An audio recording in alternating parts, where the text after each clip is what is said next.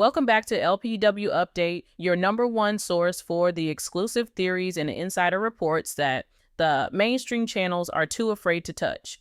Today, we're pulling back the curtain on a story so dark, so calculated, it threatens to rewrite everything you thought you knew about Roloff Farms. We've all seen the headlines about the farm's financial struggles and the failed sale. But what if it wasn't just bad luck or a tough market? What if the crisis at Roloff Farms wasn't an accident?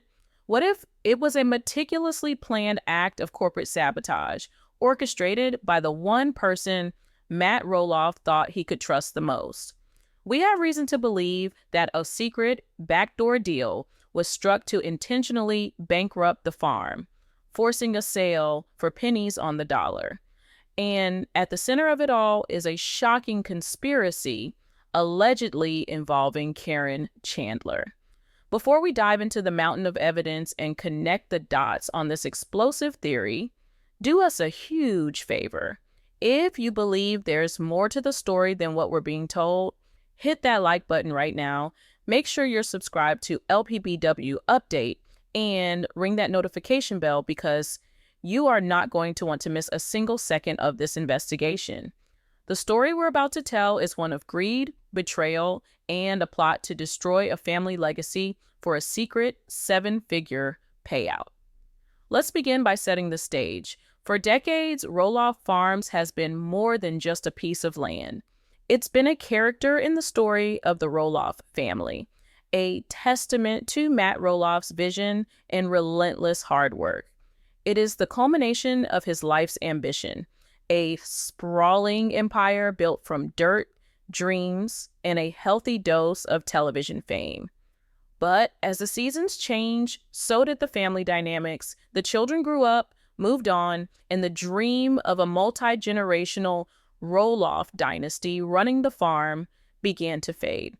This led Matt to a difficult conclusion. It was time to sell. But not just any sale. This was his legacy, and he had a number in his head, a monumental figure that represented not just the farm's market value, but its sentimental value, its history, its very soul.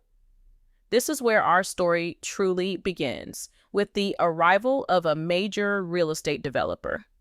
We can't name them, but sources describe them as a powerful entity, a titan of industry, with a portfolio of luxury subdivisions and sprawling commercial centers.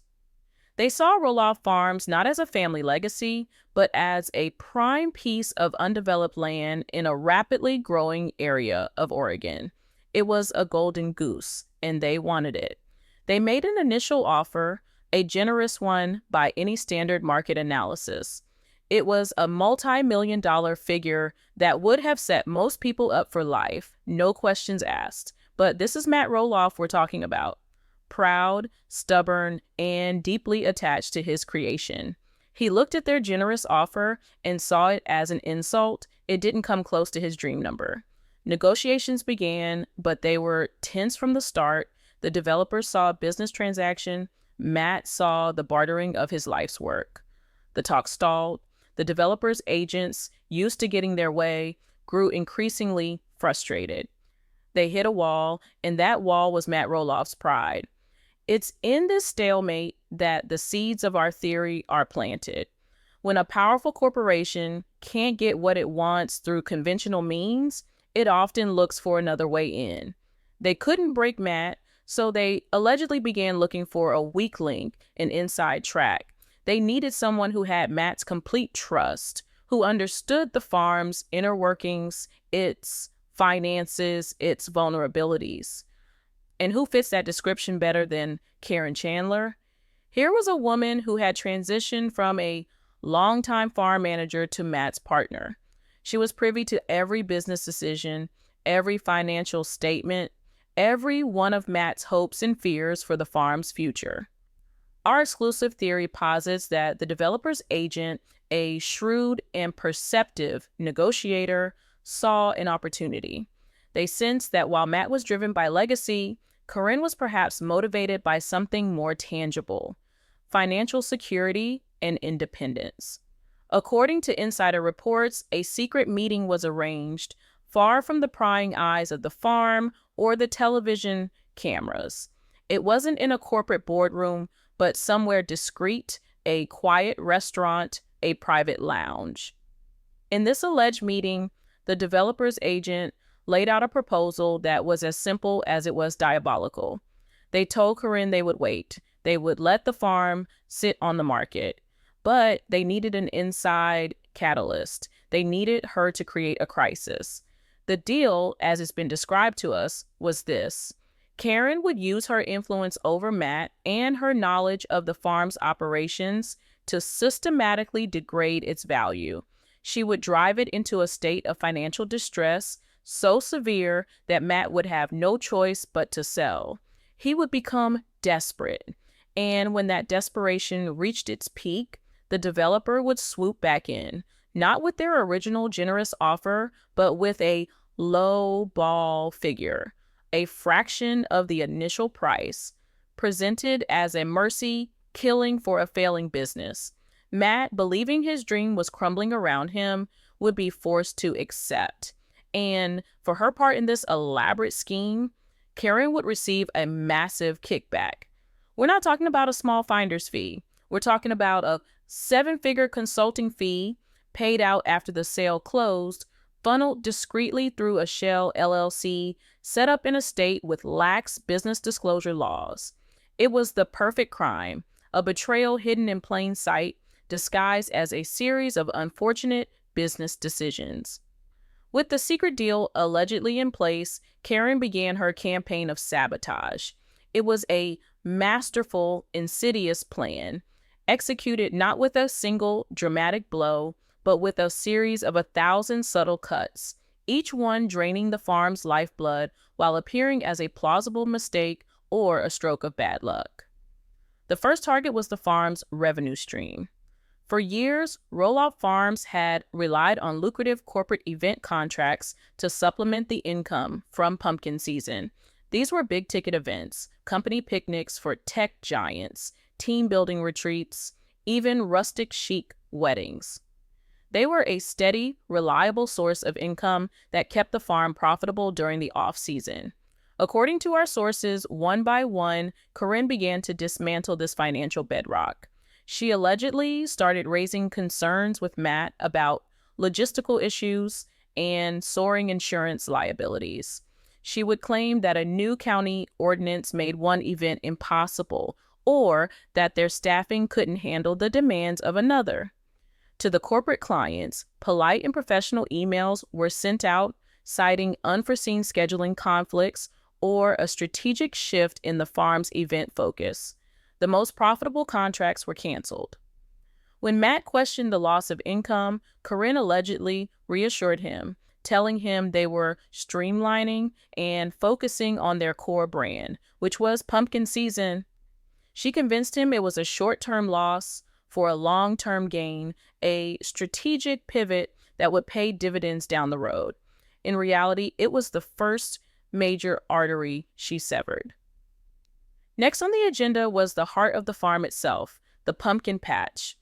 Pumpkin season is the public face of Roloff Farms, its biggest tourist attraction and its most iconic brand. A bad pumpkin season would be a devastating blow, both financially and to the farm's reputation. This is where the sabotage became agricultural. An experienced farm manager knows that the key to a good crop is good seeds. But that year, a fateful decision was made. Our investigation suggests that Caryn, citing a need to cut costs after losing the corporate contracts, championed a new seed supplier. This supplier offered a variety of pumpkin seeds at a fraction of the cost of their long-time trusted provider. She presented it to Matt as a smart, frugal business move. Some of the veteran farmhands, men who had worked the soil for years, were reportedly skeptical. They noted that this particular seed variety was known to be highly susceptible to blight and mildew, especially in the damp Oregon climate. They warned that it was a risky gamble. Our sources say Caryn dismissed their concerns as old-fashioned. She insisted that modern fertilizers and pest control methods would mitigate any risk. Matt, trusting her judgment and distracted by the growing financial pressure, signed off on the purchase. The cheap seeds were ordered and planted. The initial results looked promising, but as the summer wore on, the farmhand's fears became a horrifying reality. The blight started in a small corner of the patch and spread like a plague. The leaves on the vines yellowed and withered. The young pumpkins on the vine developed soft, rotten spots before they could even mature. What should have been a vibrant sea of orange was instead a depressing tableau of decay. By the time pumpkin season arrived, the crop was disastrously small. They had less than half of their usual yield, and many of the pumpkins that did survive were small and misshapen. It was the worst harvest in the farm's recent history. The financial loss was catastrophic, but the damage to morale and reputation was even worse. Visitors who came for the quintessential Roloff Farms experience left disappointed. The story, framed for the public and a worried Matt, was one of a tragic, unavoidable agricultural disaster, a freak blight that no one could have predicted. But a few of the old-timers knew better. They knew it wasn't bad luck, it was a bad decision. A decision championed by Caryn. With the farm's two main sources of income crippled, the final phase of the sabotage began. The draining of its capital reserves. A business in distress needs to conserve cash. Instead, Caryn allegedly convinced Matt to do the exact opposite, to go on a spending spree disguised as essential investment. She began identifying problems that required expensive solutions. She argued that the farm's old equipment was inefficient and cost them money in repairs. She persuaded Matt to invest heavily in a fleet of brand new, top-of-the-line tractors and ATVs, financed with high-interest loans that put further strain on their dwindling cash flow. The old equipment, which was still perfectly functional, was sold off for a pittance. Next, she convinced him they needed a massive, state-of-the-art irrigation system for a northern pasture, claiming it would open up new possibilities for different crops. She brought in a consultant, a friend of a friend, we're told, who drew up elaborate and costly plans. The project was a massive cash sink, siphoning hundreds of thousands of dollars from the farm's accounts for a system that was, for all intents and purposes, completely unnecessary. The final stroke of this capital drain was a push for a complete rebranding.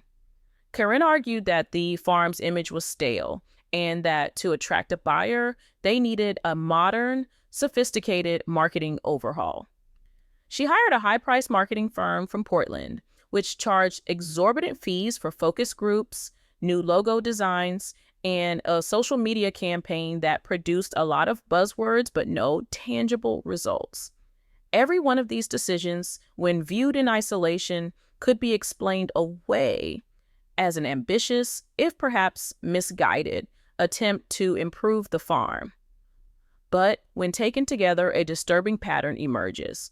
It was a systematic campaign to burn through the farm's savings, to take on debt, and to make the business appear not just unprofitable, but like a financial black hole. The farm was now bleeding money from every direction.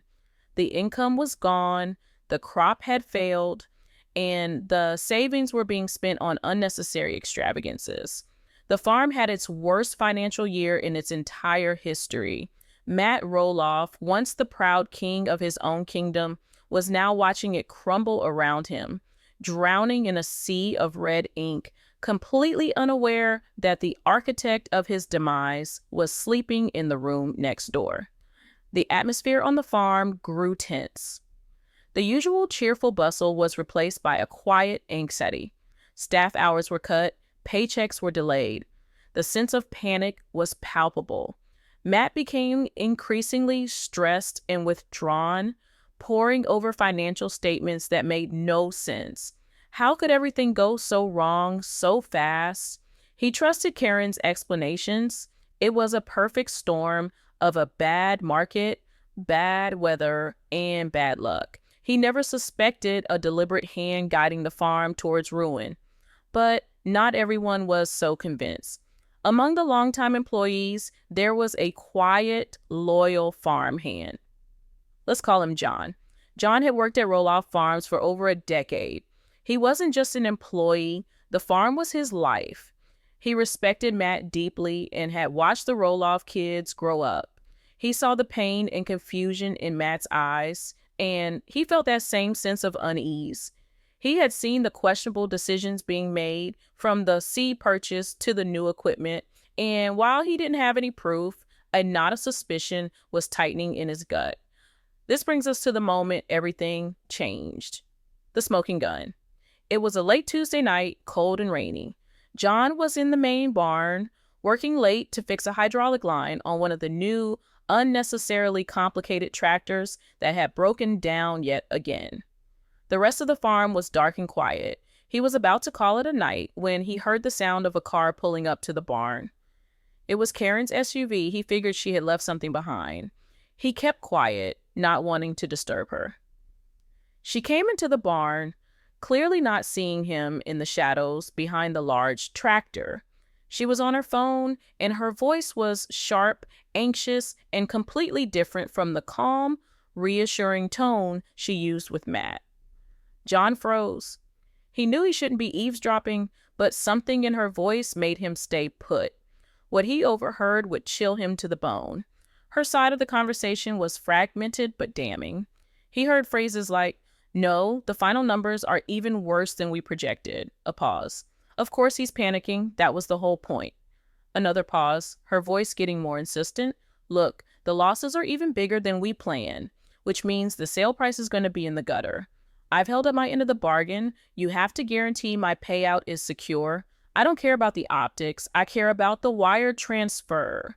John's heart was pounding in his chest. He couldn't believe what he was hearing. It was a confession, not of the specific acts, but of the intent. The conspiracy was real. His mind racing, he fumbled for his smartphone. He knew he needed proof. With trembling hands, he managed to open the voice recorder app and hit record. He held the phone up, trying to catch as much as he could without being discovered. He only managed to capture the last 30 seconds of the call before she said her goodbyes and hung up. The recording was short. It wasn't a full, signed confession, but it was enough. It was the thread. The recording captured her saying, "Just make sure the Shell Corporation is completely insulated from the sale. I want a clean break. Matt is starting to ask more questions about the marketing firm's invoices. You have to guarantee my payout is secure. It has to be 7 figures, just like we agreed." And then a click as the call ended. John stood there in the darkness of the barn, the rain lashing against the roof, holding a digital bombshell in his hand. He now faced a terrifying choice: stay silent and watch the farm he loved be destroyed, or risk everything to expose the truth to a man who would see his world and the woman he loved utterly shattered by the revelation. The farmhand knew what he had to do. The confrontation was coming. The entire scheme was about to unravel. The weight of what he had done and what he still had to do settled on the farmhand like a physical shroud. That night, sleep was an impossibility. Every time he closed his eyes, he heard Caryn's voice on that recording. The casual venom in her tone as she discussed bankrupting the farm, as she talked about Matt's panic as a planned objective. He saw the trust in Matt's eyes every time he looked at her, a blind, unwavering faith that was about to be obliterated. This farmhand, a man who had dedicated his working life to the soil of Roloff Farms, felt like a traitor for what he knew. But he knew the greater betrayal would be to stay silent. To do nothing would make him a co-conspirator in the destruction of the very legacy he had helped build with his own 2 hands. He thought about the consequences. He would almost certainly lose his job. Caryn would paint him as a disgruntled employee, a liar trying to stir up trouble. Matt, in his initial shock and denial, might even believe her. He could be ostracized, his reputation ruined. Yet, when he pictured Matt signing away the farm for a pittance, his spirit broken, his life's work turned to ash, the farmhand knew his own personal risk was a small price to pay. His loyalty was not to the current management, it was to the man and the dream. The next day was a torturous exercise in normalcy. The farmhand went about his duties, his mind 1,000 miles away. He watched Caryn as she moved about the property, smiling, giving orders, playing the part of the devoted partner and savvy business manager. The mask was so perfect, so complete, it made him sick to his stomach. He saw Matt, the lines of stress etched deeper into his face, leaning on her for support, completely oblivious to the fact that he was leaning on the very person pushing him off the cliff. The farmhand knew he couldn't just walk up to Matt in the middle of the day. The confrontation had to be private. It had to be somewhere Matt couldn't just brush it off, somewhere the gravity of the accusation could truly land. He waited for his moment. It came 2 days later. He saw the lights on in Matt's office in the barn long after everyone else had gone home. Peeking through the window, he saw Matt at his desk, head in his hands, surrounded by stacks of unpaid bills and threatening letters from the bank. His shoulders were slumped in defeat. This was it. Taking a deep breath that did little to calm the frantic beating of his heart, the farmhand knocked softly on the office door. Matt looked up, his expression weary. "John, what are you doing here so late?" The farmhand stepped inside, closing the door behind him. "Matt, I'm sorry to bother you, but there's something you need to know. Something I can't keep to myself any longer." Matt sighed, rubbing his temples. "Look, if it's about the hours being cut, I know it's tough, but we just don't have the cash flow right now." "It's not about that, sir," the farmhand interrupted gently. "It's about why there's no cash flow. It's about why everything is going wrong." He began to lay out his suspicions, carefully, respectfully. He didn't mention Caryn by name at first. He talked about the strange decision to cancel the most profitable events, the insistence on buying the cheap pumpkin seeds that everyone knew were a risk, the flood of new, expensive equipment that was now sitting idle or breaking down while the farm was drowning in debt. "None of it makes sense, Matt," he said, his voice earnest. "It's not just bad luck. It feels planned. It feels like someone wanted us to fail." Matt's reaction was exactly what the farmhand had feared. His weariness was replaced by a flash of anger. "Planned? What are you talking about? These were tough decisions, John, business decisions. We were trying to streamline, to invest for the future." He stood up, his voice rising in defense of the woman he loved.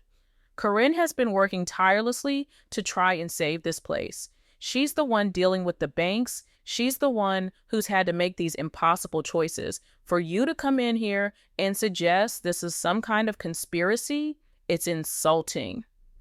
He saw the farmhand not as a loyal friend, but as a subordinate, questioning his judgment and, by extension, Caryn's. "I appreciate your concern," Matt said, his tone now cold and dismissive, "but you're out of line. I think you should just go home." The farmhand's heart sank. This was the moment. He had to risk it all.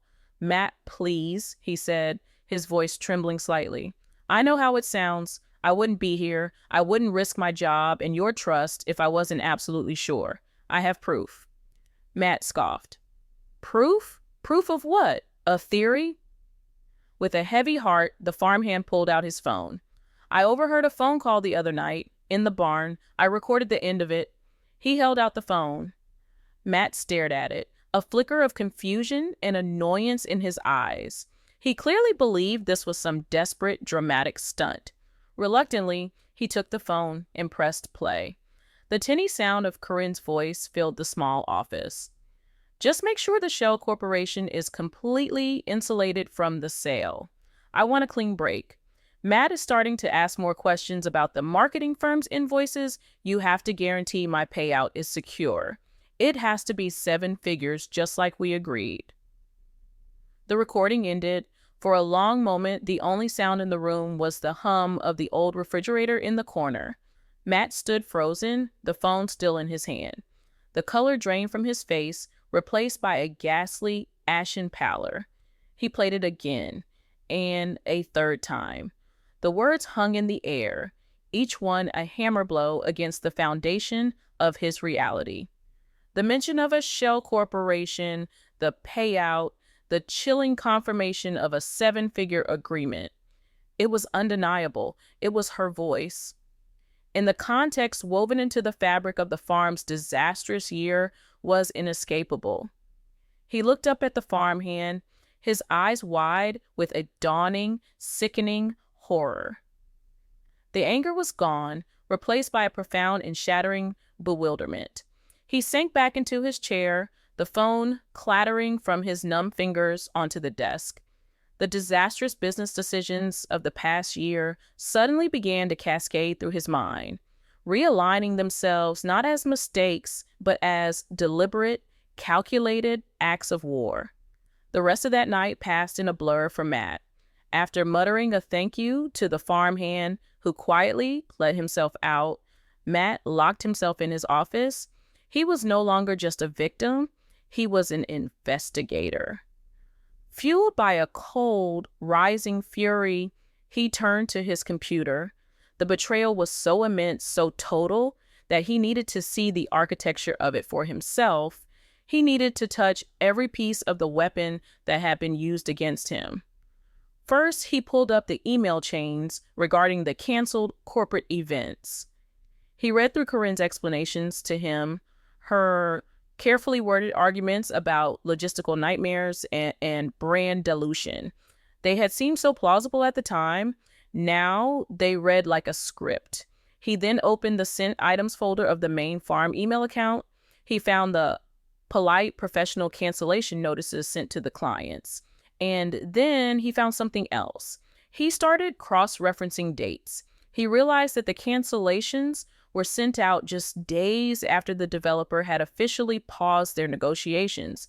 It was a perfect timeline. The developer hits a wall, and within a week, Caryn begins to systematically dismantle the farm's profitability. He even found a draft email to one of their biggest clients, a major tech company, that was even more revealing. It was an early version of the cancellation notice, and in the unsent draft, the reason cited was a pending change in ownership, an excuse that was quickly deleted, replaced with a vaguer one. She had been planning for the sale before he had even agreed to lower the price. Next, the pumpkin seeds. This was easier. He remembered the name of the cheap supplier Caryn had championed. A simple Google search was all it took. He found farming forums, agricultural blogs, all for the Pacific Northwest region. Dozens of posts from other farmers warning against the exact seed variety they had used. They called it the beginner's mistake, a seed notorious for blight in their climate. They shared pictures of their own failed crops, images that were identical to the rot and decay that had swept through his own fields. He pulled up the invoices. She had sold the decision as a cost-saving measure. He did the math. The few $1,000s they saved on seeds had cost them well over $250,000 in lost pumpkin sales. It wasn't a gamble that went wrong. It was a guaranteed failure presented as a frugal choice. The coldness of the act was staggering. She had poisoned his land to poison his finances. Then came the new equipment. This part of the investigation was the most painful because he had been so proud of it. He had seen the shiny new tractors as a sign of progress, of his commitment to modernizing the farm. Caryn had encouraged this belief, telling him it showed potential buyers that he was still investing in the property. Now, he saw the truth. It was asset stripping in reverse. Instead of selling off assets for cash, she had convinced him to convert his cash into depreciating assets tied to crippling loan agreements. He pulled up the financing contracts she had negotiated. The interest rates were predatory. He looked at the service records. The new machines, supposedly more reliable, were in the shop more often than the old ones had been. They were lemons, and they were bleeding him dry. He walked out of the office and into the cold night air, his flashlight beam cutting through the darkness of the equipment barn. There, in the corner, was the old John Deere tractor his own father had taught him to drive on. He'd kept it for sentimental reasons. It started up on the first try. It was a symbol of everything the farm used to be: reliable, honest, built to last. It was a stark contrast to the expensive, debt-ridden facade the farm had become under Caryn's influence. The final piece of the puzzle, the one mentioned in the recording, was the marketing firm. He remembered how Caryn had insisted they needed them, how she'd handled all the communication. He looked up the firm's name. Their website was slick but generic, full of corporate jargon and stock photos. There was no physical address listed, only a P.O. box. He did a business registration search on the Oregon State website. The firm had been incorporated only 18 months ago. The registered agent was a generic incorporation service. But the name of the single listed officer of the corporation sent a jolt of ice through his veins. It was a name he recognized. It was the last name of the lead agent for the very real estate developer who had tried to buy the farm. It was his sister. The connection was no longer theoretical. It was a direct line. The marketing firm was a front, a tool to funnel money out of the farm's accounts and likely into the pockets of the conspirators, all under the guise of a legitimate business expense. And then he searched for the phrase Shell Corporation. He didn't know the exact name, but he started searching for newly registered LLCs with Caryn's personal details, or variations of her name in states like Delaware and Nevada, known for their corporate privacy.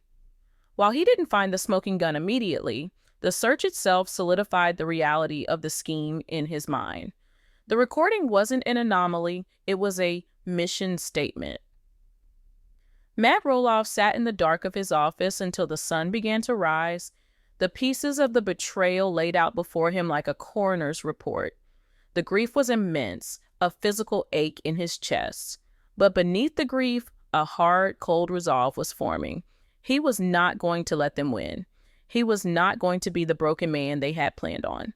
He had built this farm with his bare hands, against all odds, and he would not let it be stolen from him by a viper he had welcomed into his home. He knew what was coming next. The final confrontation. It couldn't happen here, on the farm she had tried to murder. He flew to Arizona the next day, telling her he needed a break from the stress of Oregon. He needed to face her on neutral ground in the home they had built together, a place that was supposed to be a sanctuary, but was now just the scene of the crime. She greeted him at the door with a warm smile and a kiss, asking how the farm was, her face a perfect mask of loving concern. He played along, his heart a lump of ice. That evening, as they sat in their living room, he began. His voice was quiet, dangerously calm. "I was looking over the farm's books again," he started, watching her face for any reaction. She just nodded, her expression open and supportive. "You know," he continued, "I was looking at the timeline of the corporate event cancellations. It's funny, they all happened right after the developer's offer stalled." She stiffened just for a second. "Well, yes, Matt. We were in a crisis. We had to cut back on non-essential operations." He let the lie hang in the air before moving to the next piece. "And the seeds, Caryn. I did some research on those AgroSave seeds you insisted we buy. Did you know they have a 90% blight rate in our climate? Almost a guaranteed crop failure." Her smile tightened. "Matt, we were trying to save money. How could we have known? It was just terrible luck." "Was it luck, Caryn?" he asked, his voice still level, but with an edge of steel now creeping in. "Was it luck that the new tractors we bought have the worst service records in the industry? Was it luck that the marketing firm you hired is registered to the sister of the developer's agent?" The color was starting to drain from her face now. The mask was cracking. "What are you talking about? Matt, you're not making any sense. You're stressed. You're looking for someone to blame." She stood up, ready to go on the offensive, to use gaslighting and pity as her weapons. "How can you attack me like this? After everything I've done to try and help you, to try and hold things together?" This was the moment. The performance he had watched for over a year was reaching its grand finale. He reached into his pocket and pulled out his phone, placing it on the coffee table between them. "I'm not blaming you, Caryn," he said, his voice dropping to a near whisper. "I'm just listening to you." He pressed play. Her own voice filled the silent room, tinny and clear. "Guarantee my payout is secure. It has to be 7 figures, just like we agreed." The silence that followed was absolute. Caryn stared at the phone as if it were a venomous snake. Her entire facade didn't just crack, it disintegrated. The denial, the feigned concern, the practiced indignation, it all vanished, replaced by the raw, ugly face of pure, cornered panic. She looked from the phone to his face, her eyes wide with the terror of being caught. There was no explanation, no lie she could spin that would cover this. He didn't shout, he didn't scream. He just looked at her, his expression one of profound, bottomless disappointment. The betrayal wasn't just financial. It was a calculated attempt to destroy his spirit, to break him so completely that he would be forced to sell his soul for a fraction of its worth. And she had done it with a smile, while holding his hand and telling him everything would be okay. Her entire scheme, every lie, every act of sabotage was now exposed, unraveled by 30 seconds of a secret recording and the unwavering loyalty of one good man. The corporate conspiracy was dead, but the damage, he knew, would last a lifetime.